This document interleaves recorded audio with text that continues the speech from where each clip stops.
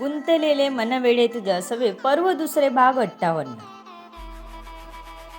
ती जायला वळली तर तिथल्या टेबलला तिचा पाय अडकला आणि ती खालीच कोसळली. कसं बसं तिने बाजूच्या मशीनचा आधार घेतला. वेद तर पूर्ण ताकद लावत उठूनच बसला होता. जीव अगदी त्याच्या घशातच आला होता. संध्याला आता लागणार की काय असं वाटत असतानाच तिने स्वतःला सावरत खाली बसली होती. नर्स ही पटकन धावली. मॅडम, तुम्ही प्लीज बघून चला ना. काही लागलं नाही ना तुम्हाला? तुम्हाला काही लागलं असतं तर? संध्याला हात देत ती उठवत म्हणाली. संध्या सावकाश उठली आणि वेदकडे हळूच बघितलं. कानाला हात लावत तिने वेदला सॉरी म्हणाली, कारण त्याचे डोळे तिला रागाने बघत होते.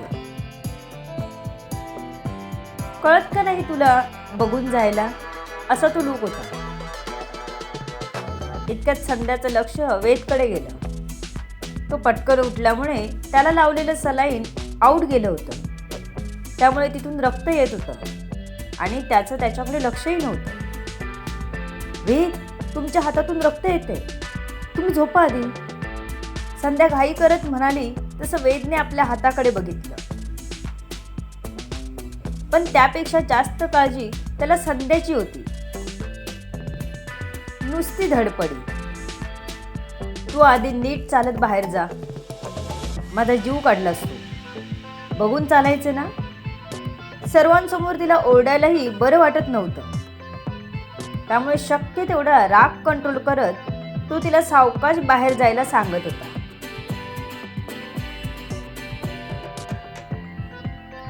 नर्स, त्यांना बघा ना.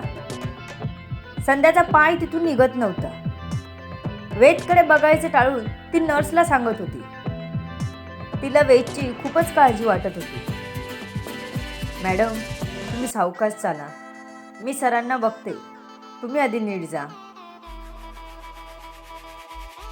नर्स तिला तिथून हात देऊन पुढे करत म्हणाली आणि वेदकडे गेली.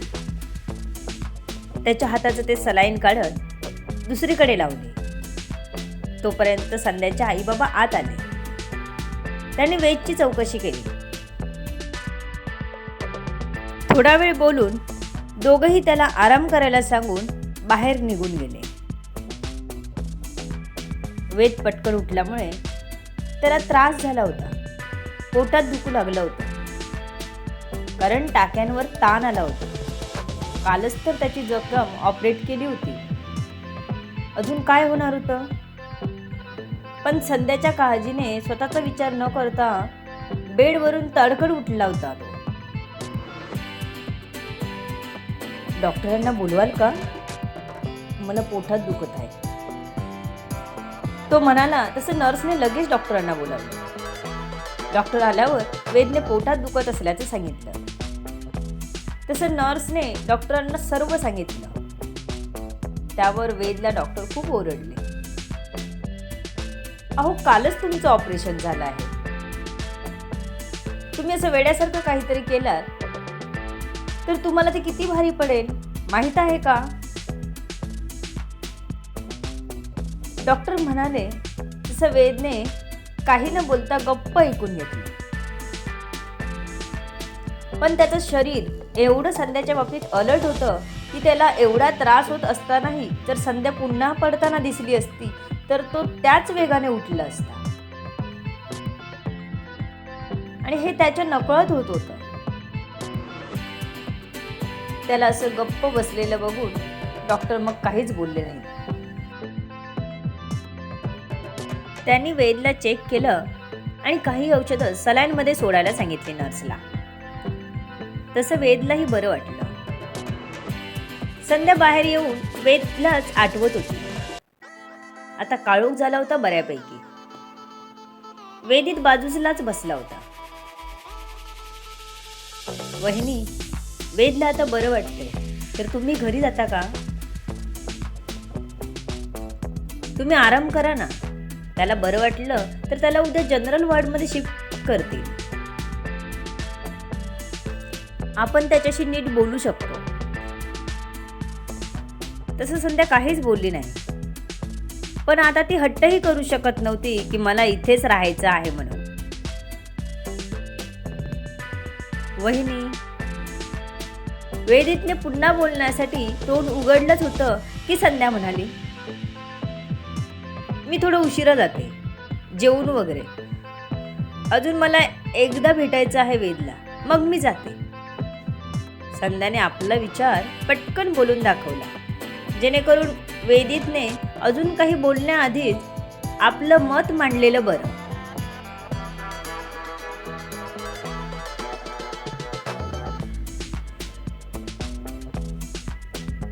इकडे सुजय पूर्ण तयारीनिशी बाहेर पडला.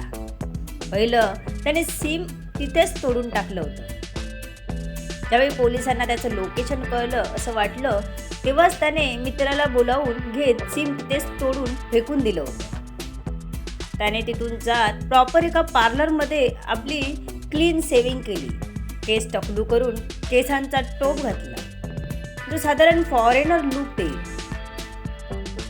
तो गोरा असल्यामुळे त्याच्यात फरक लगेच जाणवला. डोळ्यात लेन्स घालत त्याने आपले डोळे घारे केले. पायातल्या बुटापासून ते डोक्याच्या केसापर्यंत तो पूर्ण बदलला होता. त्याने फोन पूर्ण बंदच केला होता. यापुढे तो कोणालाच फोन करणार नव्हता, जेणेकरून पोलीस लोकेशन ट्रेस करत लगेच त्याच्यापर्यंत पोहोचणार नाही. असेलच काय तर त्याला मेल किंवा मग माणूस पाठवून कळवायचं हेच ठरलं. तो बाहेर पडला, तो एक नवीन रूप, नवीन नाव धारण करूनच. संध्या बसली होती आणि समीरचा कॉल आला म्हणून वेदित बाहेर निघून गेला. वेद आला का रे शुद्धी? समीरने काळजीने विचारले. तो दुपारनंतर तिथून निघाला होता, त्यामुळे त्याला काय झालं काही माहीत नव्हतं. आणि त्याला इतरही गोष्टी हँडल करायच्या असल्यामुळे त्याला वेळच मिळाला नव्हता वेदची चौकशी करायला. हो रे, आला शुद्धी, बोलतोय आता, वेदितने खुश होत सांगितलं. बरंच झालं, म्हणजे तो आता एकदम ठीक आहे. काय म्हणत होता? समीरने विचारलं. काही नाही, अजून आहे थोडा अशक्तपणा. सध्या तरी ICU मध्येच आहे. बघू जनरल वॉर्डला कधी शिफ्ट करतात. वेदित आणि समीर बोलतच असतात. समीर चौकशी करत होता तर काही सुजयबद्दल माहिती देत होता. नवीन इन्स्पेक्टर अपॉइंट केल्याची माहितीही त्याने दिली. वेदितही आता रिलॅक्स झाला होता, त्यामुळे बिनधास्त बोलत होता. इकडे सुजय निघाला तो डायरेक्ट हॉस्पिटलमध्येच. त्याला संध्यालाही बघायचं होतं आणि बोलायचं सुद्धा होतं. तिला खूप दिवस झाले बघितलं नव्हतं त्याने. त्याचं प्रेम जे बसलं होतं तिच्यावर. जोपर्यंत तो या पृथ्वीवरून हे शरीर सोडत नाही तोपर्यंत संध्याला मिळवायचा एकही चान्स तो सोडणार नव्हता. सध्या तिची नाजूक परिस्थिती होती, त्यामुळे तिला पळवून वगैरेचं प्लॅनिंग तो करणार नव्हता. पण ऍटलिस्ट तो तिला बघू किंवा तिच्याशी बोलू तर शकतच होता. संध्या आईबाबांची वाट बघत बसली होती. इतक्यात सुजयने एंट्री केली, पण कोणालाच त्याच्यावर संशय आला नाही. जो तो आपापल्या कामात व्यस्त, इथे कोणाला कोणाकडे बघायला वेळ असतो म्हणा. वेदित अजूनही समीरशी बोलतच होता, त्यामुळे सुजयने एंट्री केली हे त्यानेही बघितलं नव्हतं. सुजय गेला तो डायरेक्ट ICU मध्ये फलकावर नाव वाचली, कोणत्या पेशंटला कुठे ठेवलंय ही लिस्ट वाचली आणि तो तिकडे गेला. तिथेच असलेल्या नर्सला हाताशी पकडत त्याने वेदविषयी चौकशी केली.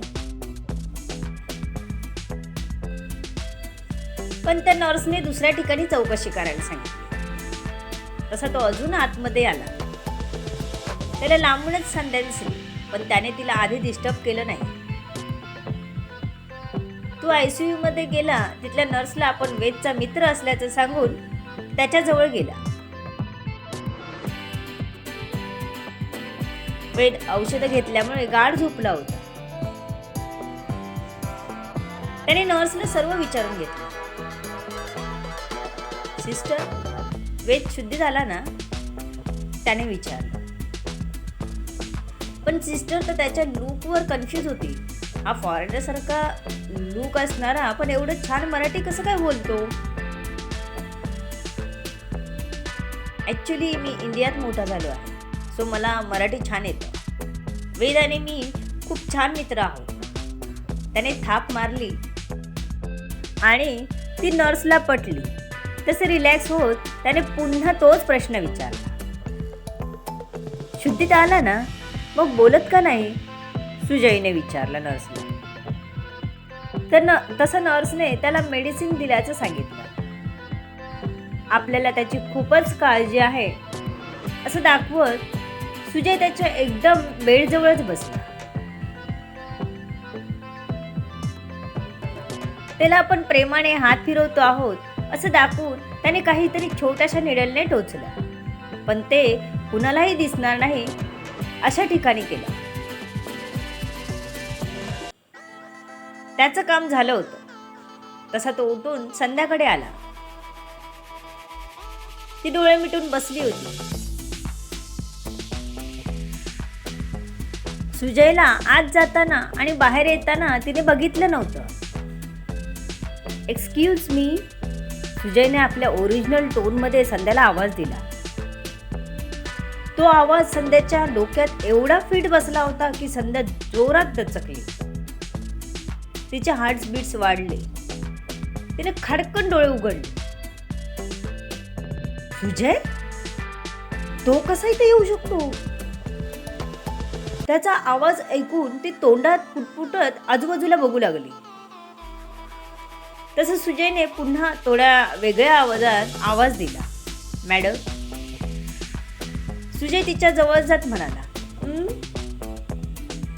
संध्याच्या त्या मध्ये खूप सारे प्रश्न दिसत होते. मला आमच्या पेशंटला भेटायचं होतं. ते इथल्याच ICU मध्ये आहे. सुजय अगदी नाटकीपणे नम्रपणे बोलत होता. तुम्ही तिकडे जाऊन बघू शकता, संध्या त्याला म्हणाली आणि छातीवर हात ठेवून स्वतःला शांत करण्याचा प्रयत्न करू लागली. एका क्षणापूर्वी ती खूपच घाबरली होती. सुजयला संध्याशी बोलून आनंद मिळत होता. तिला घाबरलेलं बघून जरी त्याला हसू आलं होतं तरी तिच्याविषयी प्रेम होतं त्याला. गमतीचा भाग सोडला तर त्याला तिला दुखापत करायची नव्हती. आपण तिकडे आत जात असल्याचं भासवत तो तिथून सटकला. कारण त्याने जे कांड केलं होतं ते उघड होण्या अगोदर त्याला व्यवस्थितपणे आपल्या जागेवर पोहोचणं गरजेचं होतं. यासाठी त्याने खूप सारी खबरदारी घेतली होती. निदान पुढचा 1 तास तरी काही गडबड होणार नव्हती. वेद शुद्धीत आलेलं कळताच देवेश हॉस्पिटलमध्ये पोहोचला. पाहूयात काय होते पुढच्या भागात. तुम्ही कथा ऐकून आणि वाचून कमेंट करत राहा. कशी वाटली कथा सांगत राहा. लेखिका शब्दवेदी उर्फ संतोषी राणे पाताळे. धन्यवाद.